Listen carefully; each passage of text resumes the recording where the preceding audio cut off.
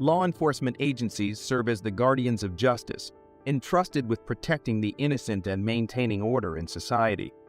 Despite the good intentions of protecting the law, a shadowy underbelly appears, a hidden world populated by people who violate their pledge and dishonor the badge they wear. These dirty cops seriously jeopardize the foundation of a just and equitable society. What do you think should be the punishment for dirty cops? Watch the video to find out the shameful crimes these officers committed. The first incident is where Atlanta police fired one of their own and then released the officer's body camera footage, allegedly showing her mishandling $500 in cash from a homicide victim's wallet, officials said. Officer Keisha Richburg's body cam footage, released by the Atlanta Police Department, shows the alleged incident unfolding at the scene of a shooting on Marietta Road near the Inman Rail Yard. And Nur Green, 43, was arrested and booked for murder after he allegedly shot Harris in the head because of an argument, police said. Officer Keisha Richburg was at the scene of a shooting in northwest Atlanta when an EMT handed her the wallet of shooting victim Jamel Harris, 29, who later died at the hospital, authorities said. Bodycam video showed the EMT, Kevin Getter, tucking cash into the wallet's fold and not into the main compartment where cash is usually placed, according to footage posted by the Atlanta Police Department on its YouTube channel. When she handles the wallet in her squad car, the cash cannot be seen in the slot where Gator allegedly had placed the money, the video shows. When Officer Richburg transfers the victim's wallet from her right hand to her left hand, it is readily apparent the money is no longer tucked inside the wallet. A police report on the incident reads, Getter confirmed to internal affairs investigators that he gave Richburg the wallet with cash inside. I'm about 90 sure it was money, because it was kind of like like money would be folded in half. And I can't imagine it being anything else, he said. Later in the video, Richburg is shown surrendering the wallet to another police officer at Grady Memorial Hospital. Tevin Gator told investigators the money was handed over by a bystander who told him the cash belonged to the victim. I shouldn't have been messing with it because it was a crime scene, but it was just habit from not leaving patients' monies and stuff. So I just picked it up and then realized what I did. So I handed it off to the officer, Getter told internal affairs investigators. Witness Leilani Collier said that she turned in the money to police after finding his wallet and informed Harris' wife of the cash. However, police allegedly told Harris' wife, who was pregnant with the couple's second child, that there was no money in the wallet. An Atlanta Police Department spokesperson said that Richburg did not properly account for the money according to the department's policies and procedures, and Atlanta Police Chief Erica Shields fired Richburg. Officer integrity goes to the heart of what we do here every single day, Shields said in a statement. It's imperative the public have trust in our word and our actions. It's extremely disappointing to see the victim of a fatal shooting be victimized twice by the actions of one of our officers. But the Atlanta's police union disputes the department's claim and said Richburg is now in the appeals process that she hopes will reverse her termination. She didn't know money was in there, Vincent Champion, regional director for the International Brotherhood of Police Officers, told NBC News. The union rep insisted the video footage released by the department is inconclusive at best. They haven't proven that she had the money or took the money, Champion said. We don't feel the officer did that. Do you think Richburg is innocent or guilty? Let us know in the comment. The next incident is proof that social media is becoming a menace. TikTok user and police officer Brianna Strauss left netizens disappointed in the police force after speaking about her privileges. In a video, Strauss was seen reminding viewers that she can speed without getting in trouble. She also said that officers can find a reason to pull drivers over if they stay in front of them long enough.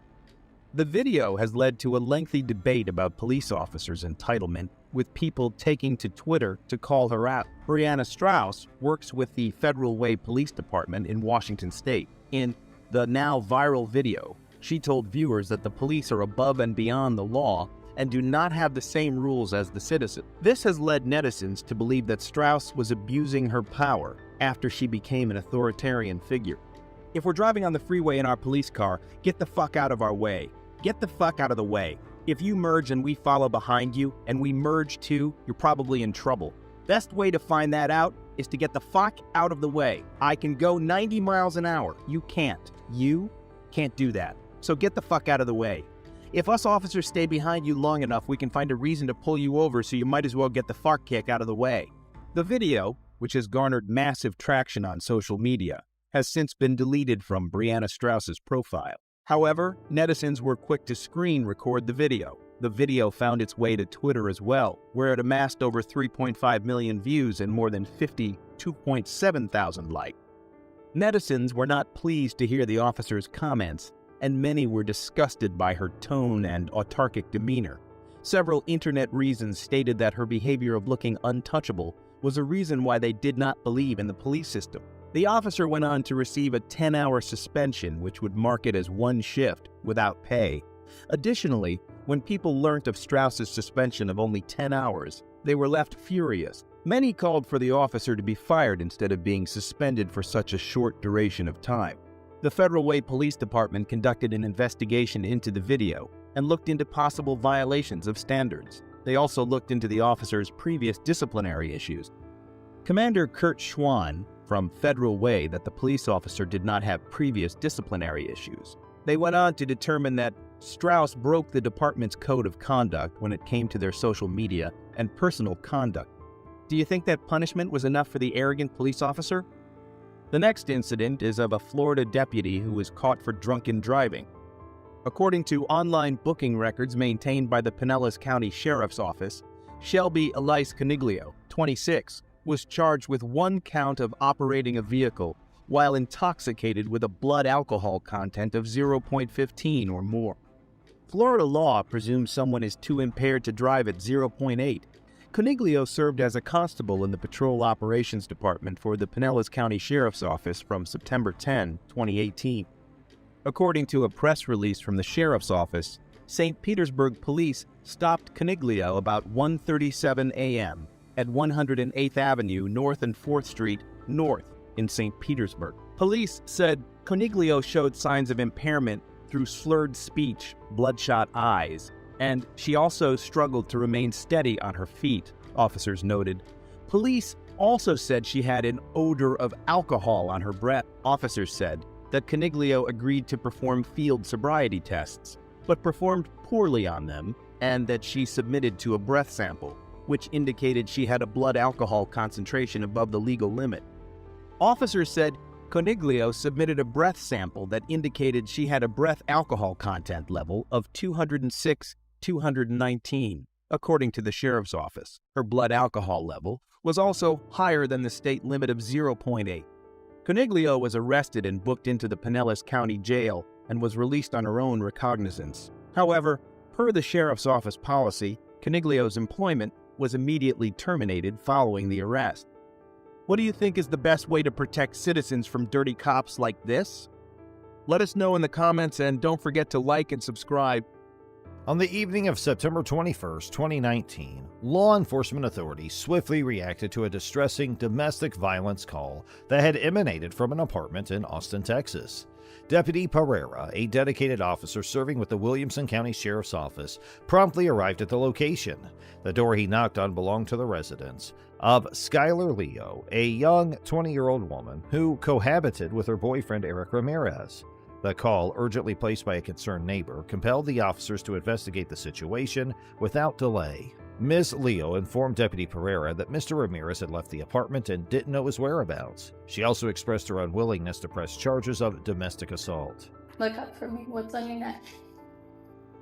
What happened? Nothing happened. So I have witnesses saying something happened. So you're trying to protect him? No, I just really don't like dealing with y'all. I really don't want to deal with y'all. I really don't. Okay. So... I don't need to talk to y'all. I really don't. Do you have your ID on you or anything? No, I don't. So what's your last name? Domestic violence laws vary across states, including how abuse is defined, the charges against abusers, and mandatory reporting requirements. In Texas, officers have discretion in making arrests for domestic violence incidents. Despite Ms. Leo's reluctance to press charges, law enforcement and prosecutors can pursue criminal actions based on their investigation and evidence. Texas law emphasizes the protection of domestic violence victims, regardless of their cooperation.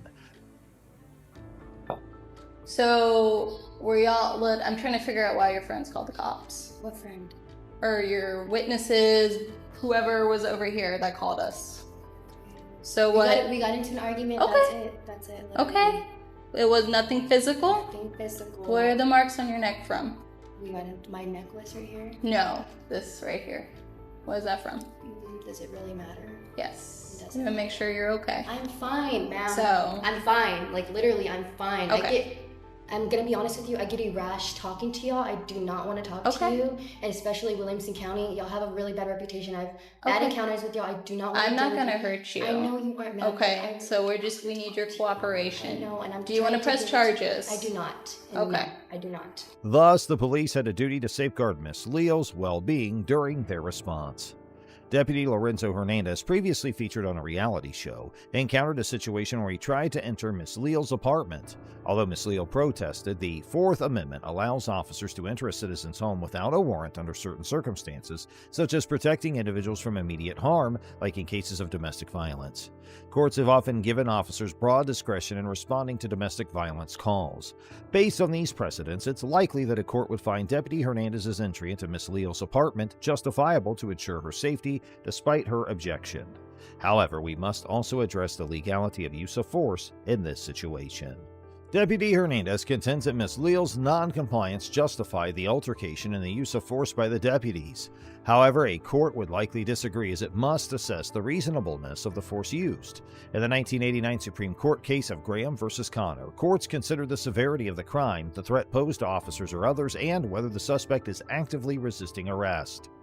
The 2018 case of Darden v. City of Fort Worth further emphasized that excessive force occurs when an arrestee is not actively resisting. Ms. Leal, a victim not resisting arrest, faced unwarranted aggression. A court would undoubtedly find Deputy Hernandez's actions excessive.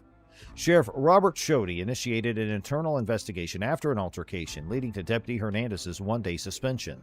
Surprisingly, Hernandez was later promoted to detective, but in January 2021 he resigned when former Sheriff Shodey lost to current Sheriff Mike Gleason.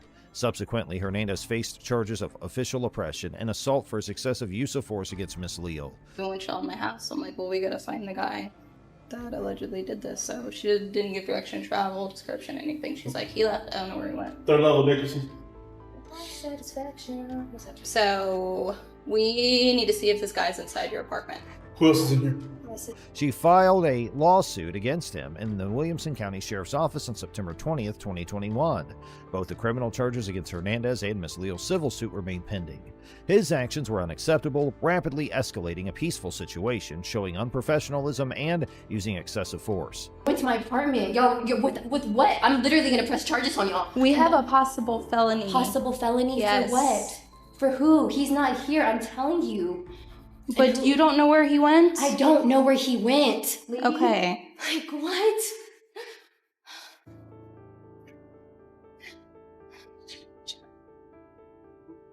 Yeah, so you can understand where you're in handcuffs right now? So what happened? We were trying to talk, right? That's all we were trying to do? Okay, so I'm gonna take Is there these a light in handcuffs here? off you. How do you turn the light Are we on? gonna be cool if we take these handcuffs off? The light's not on. It's not on. It's up. All right, man. So I wasn't here with information to relate to you. When we come to stuff like this, we're going to check for safety reasons, okay? We're going to make sure he's not here and you're not hiding him.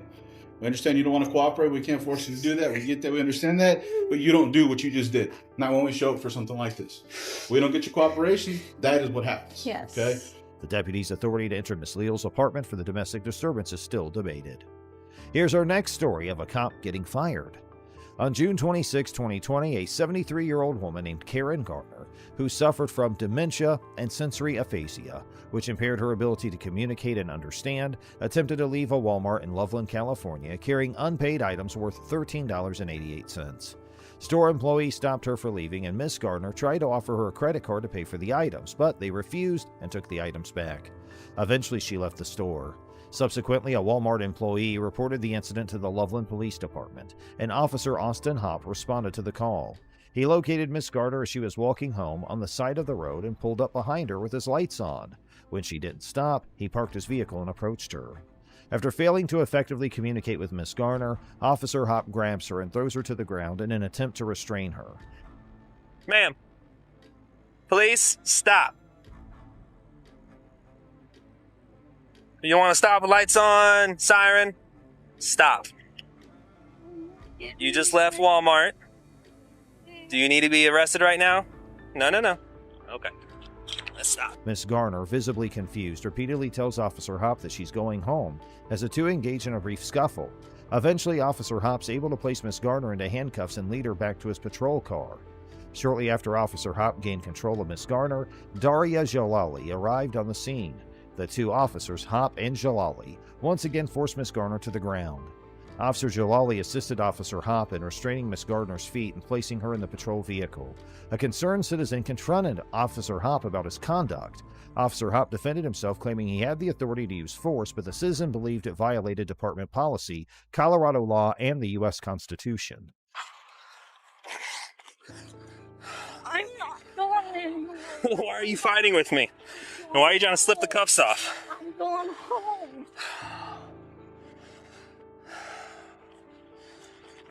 Stop.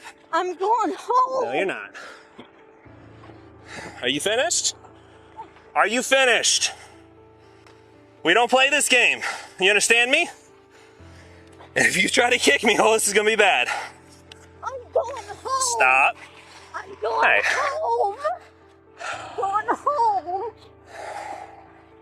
The Colorado revised statutes under Section 18.1.707 require officers to use nonviolent means when possible before resorting to physical force.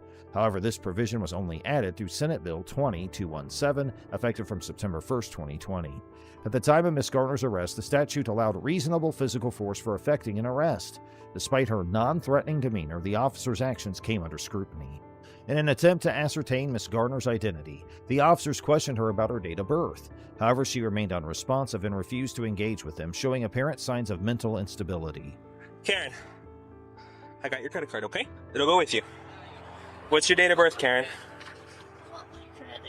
I have it. You will have it with you. I will not lose it, I promise. What's your date of birth, Karen? Huh? Who's my sergeant? Yeah. Okay, well, first, I can tell you that. Sergeant Metzler, he's at the police department. You can go talk to him if you have an issue. Yeah, give me your card so I can put a report. Okay. I see you there, how you throw the little kid. Little kid? Well, I don't know. He's not a little kid. And this is what happened. He was just walking, and I see you how you grab him. Stole from Walmart and refused to stop, refused to listen to lawful orders, and to fight me. This is what happens when you fight the police. I have to use force to safely detain her. That's what this is. This isn't just some random act of aggression. Unfortunately, the officer seemed oblivious to the possibility of her suffering from dementia, despite her exhibiting symptoms of disorientation, memory loss, and disordered speech. The Loveland Police Department's policy on interactions with individuals suspected of mental illness clearly outlined the need for officers to be aware of such behaviors and to establish a compassionate connection while ensuring everyone's safety. Officer Hop, as seen in the body camera footage, either failed to recognize these signs or deliberately disregarded the policy during his interactions with Miss Garner. After being brought to the police station, Miss Garner was led inside by officers and left handcuffed to a bench where she remained unattended for several hours without any medical assistance. Officer Hop's use of force resulted in severe injuries for Miss Garner, including a fractured and dislocated shoulder, a bloody nose, facial scrapes, and contusions on her knees. The incident also led to her being diagnosed with post-traumatic stress disorder, causing ongoing physical pain in her shoulder, arm, and wrist. Here, let me see your feet. Credit card. We'll get it. Oh, my credit card.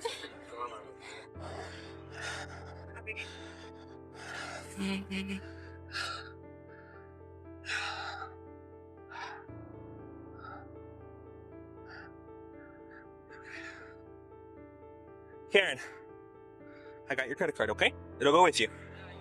What's your date of birth, Karen? Oh, my credit card. I have it. You will have it with you. I will not lose it, I promise. What's your date of birth, Karen? Security footage at the station revealed officers Hop and Jalali revealing body camera footage with community service officer Tyler Blackett, who was seen celebrating the harm caused to Miss Garner. In his narrative report on the use of force, Officer Hop recounted that upon contacting the suspect, she attempted to flee, leading to her being placed on the ground to ensure safe detainment. The suspect resisted arrest persistently, necessitating the application of multiple controlling holds. Consequently, the suspect sustained minor lacerations to her wrists from the handcuffs. You okay? Hey. Let's get her down the station. Okay, we don't need to wait for Capella. No, we can see what. I mean, we know she. What's it set? She stole some stuff, and they caught her before she left and got it back, and then she ran out. So we have the... And then you contacted her for that. And then she resisted. Obstructed and resisted. So we're good either way. So we're good either way. Cool. She's going. All right. Let's get a path. If they decide not to prosecute, I don't care. Cool. Okay, we'll head down there. And a small laceration to her chin. Despite clear contradictions between Officer Hopp's account and the body camera footage, as well as Miss Garner's actual physical condition, higher-ranking officers, including Sergeant Metzler, approved the use of force as necessary, reasonable, and within policy.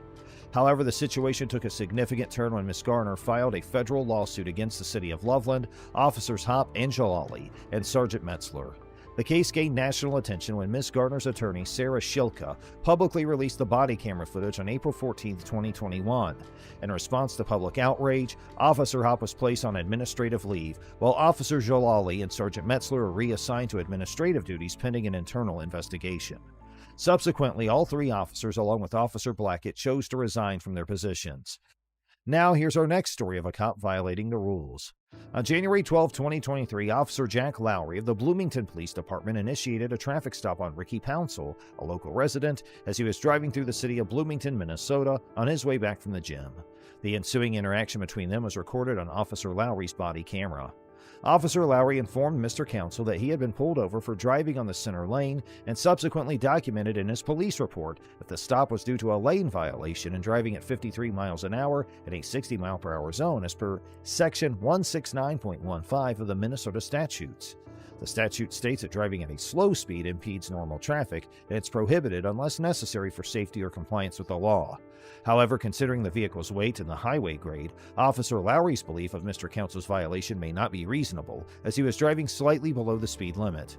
Additionally, Officer Lowry claimed Mr. Council was drifting between lanes, which under Section 169.8 requires driving within a single lane unless it can be done safely. With valid license, everything? Okay. Anytime, man. All right, License status valid. Rental car, pretty distinct reaction to my presence, and then going like 55 in middle lane, and wasn't really cooperative with me at all. Didn't want to tell me where he was coming, where he was going. There's some luggage in the back seat too. What?